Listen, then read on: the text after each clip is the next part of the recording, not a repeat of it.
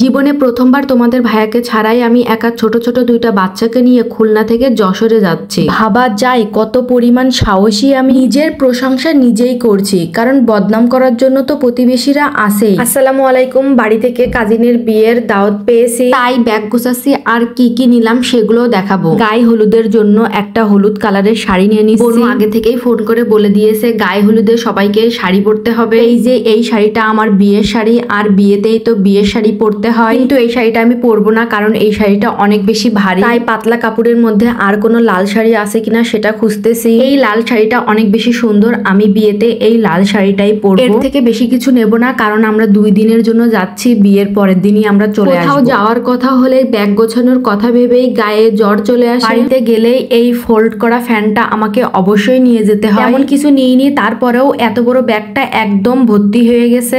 স্টেশনে আসতেই ট্রেন আমাদের জন্য আগে থেকেই অপেক্ষা করছিল। খুলনা ট্রেন স্টেশন হচ্ছে মেন স্টেশন। খুলনা থেকে ট্রেনগুলা মূলত ঢাকার উদ্দেশ্যে ছাড়ে। ট্রেন রাস্তার শেষ দেখিনি, কিন্তু শুরু দেখেছি। এই ট্রেনগুলা এই খুলনা থেকেই যাওয়া শুরু করে। তারপরে ট্রেনে উঠে পড়লাম, আর 2টা সিট নিয়েছি, আমার জন্য একটা, আমার মেয়ের জন্য একটা। ট্রেন চলাচল শুরু করে দিয়েছে, আমাদের একটু অপেক্ষা করা লাগেনি। জাস্ট 9টাই লেখা ছিল, 9টাই ছেড়েছে। ট্রেন জার্নি কিন্তু ভালোই লাগে, একেবারে নিরিবিলি। এখানে গাড়ির হর্নের কোনো শব্দ নেই, আর বাসের মতো মানুষের অত ভিড়ও হয় না। সব থেকে মজার বিষয় হলো ট্রেন যায় একদম গ্রামের মধ্যে দিয়ে, ধান ক্ষেতের মাঝখান দিয়ে। এইগুলো দেখতে যে এত বেশি ভালো লাগে, এইগুলা দেখতে দেখতে কখন যে রাস্তা শেষ হয়ে যায় বোঝাই যায় না। আর ট্রেন জার্নিতে আমি একটুও টায়ার্ড হই না, এই জন্য আমরা সবসময় ট্রেনেই যাওয়া আসা করি। কিছু দূর যেতে না যেতেই দুইজনই ঘুমাই পড়ছিল। আর যাতায়াত পথে যদি এরকম একজন মানুষ পাওয়া যায়, তাহলে তো রাস্তাটা আরো অনেক বেশি ছোট হয়ে যায়। উনি আমাকে বলতেছিল যে উনাকে একটু জানালার কাছে বসতে দেবো কিনা। আমি বসতে দিইনি, কারণ আমার মেয়ে কিছুক্ষণ যাওয়ার পরেই ঘুমাই পড়বে, আর উনার জায়গায় যদি বসে তাহলে আমার মেয়ে পড়ে যেতে পারে। উনি আমার সাথে গল্প করতেছিল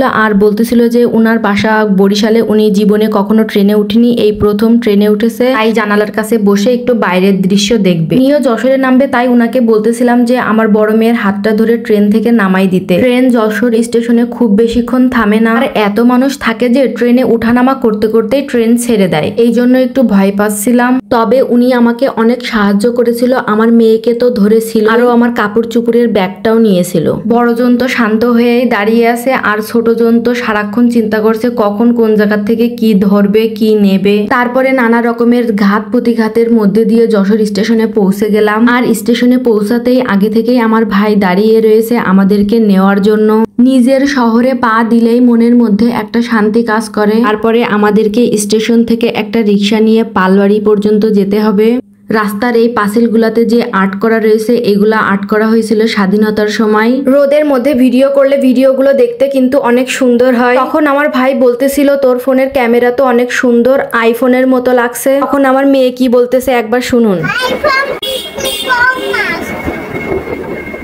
যশোর আর খুলনার রাস্তার মধ্যে আমি একটু পার্থক্য খুঁজে পেয়েছি, সেটা খুলনা শহরের রাস্তার পাশে তেমন কোনো বড় গাছ নেই বললেই চলে। যতই দেশ বিদেশে ঘুরি না কেন, মনের মধ্যে এই যশোরের সৌন্দর্যই পড়ে থাকবে। নিজের দেশ নিজের জায়গা, যেখানে বড় হয়ে উঠেছি, সেটা কখনো খারাপ হতে পারে না। যশোরের রাস্তায় বের হলেই মনটা ভরে যায়, আর বোঝা যায় যশোরের মানুষ কতটা রুচিশীল। যশোর তো খেজুরের গুড়ের জন্য বিখ্যাত, আর এটা হচ্ছে আর্টিফিশিয়াল খেজুর গাছ। এমনিতেও যশোরের রাস্তায় বের হলে রাস্তার 2 ধারে অনেক বেশি খেজুর গাছ থাকে। এই মূর্তিটা সামনাসামনি দেখতে আরো অনেক বেশি সুন্দর। পরে চলে আসলাম যশোর বিজ্ঞান ও প্রযুক্তি বিশ্ববিদ্যালয়ের সামনে। এখান থেকে আমাদের বাড়িতে পৌঁছাতে আর মাত্র 15 মিনিট সময় লাগবে। তারপরে ছবি সুন্দর হচ্ছিল, এই জন্য বারবার ছবি তুলেই যাচ্ছিলাম। আর এই কাজটা শুধু আমি একা না, সবাই করি। আল্লাহ হাফেজ।